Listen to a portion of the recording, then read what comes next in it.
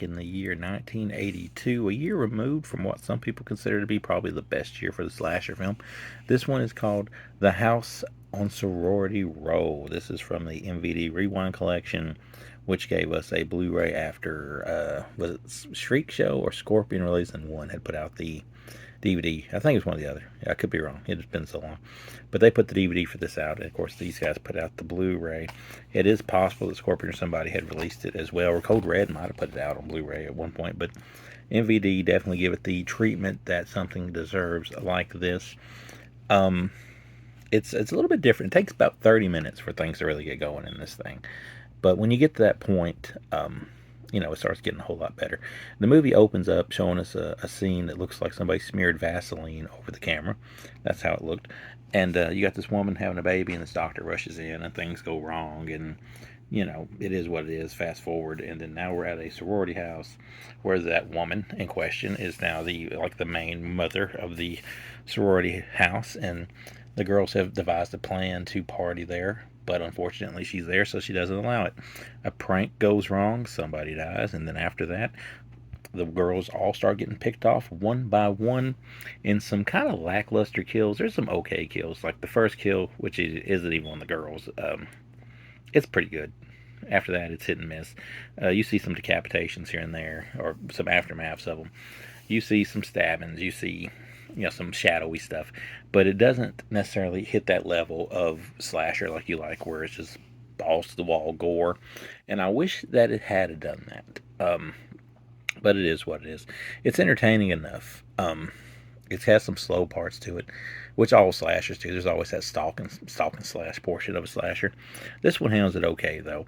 When you finally get down to the end of it, though, and not, well, it's on the back of the box, like whenever the person in the clown suit shows up, which is only for a short period of time, that is when the thing is at its best. It's like, why couldn't you have just had, well, I guess you couldn't do that because it's kind of a whodunit, and it could have been a whodunit for somebody wearing a clown suit, but the clown suit really adds a nice touch to it. That being said, the house on Sorority Row, it's not Friday the 13th. It may not even be humongous that we just reviewed, but it's entertaining enough, and it entertained me enough that I would give it a 3. It's a lower end 3, almost give it a 2.5, but I decided to bump it up just because when you take a look at all the slashers, and there was a bunch that were very subpar, this one holds your attention. It has an interesting enough plot. Has a nice little twist that you kind of see coming, but it's solid. It's solid enough, and this release looks good. Like the movie, I don't think it ever pops off the screen as far as Blu-rays go, but it does look good enough to justify somebody picking this up. And a plus, it's got a classic cover that the director hates, but it is what it is. Here is the clown costume in question I was telling you about, or is it more like a jester? More like a jester outfit. That's definitely peak sorority row there. Here we have our list of special features, which there's commentaries, there's a lot of interviews, there's TV spots, theatrical trailers, reversible artwork. But I will tell you up front, the reversible artwork looks like this right here. I went with the main artwork. I went with the reversible artwork, which is that. That is pretty cool. If you got a slipcase and you got a different cover, figure why not change it around a little bit. You open it up. That's what pretty much all MVD discs look like. That's the original cover there. And of course, I'm not going to fold it out, but you do get this pretty big poster of this cover art as well.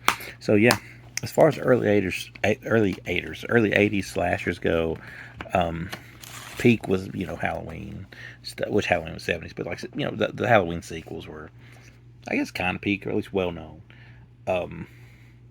Texas Chainsaw Massacre 2, which I consider a slasher, even though it's kind of got a little bit more to it than that. It's up there. The Friday the 13th movies are up there, but your second string might be stuff more like Madman or something. But for a C string, Sorority Row isn't too bad, and I do say it's worth a watch, even if it's last time I watched this thing was probably 10 years or 12 years ago. I think I might have watched this before I even made my first movie, so that's how long it's been. But yeah, it's worth watching every decade or so. So, at my age, I probably only watch it about 3-4 more times before I'm dead. So you always have that to look forward to. But yeah, House Sorority Row, 3 out of 5.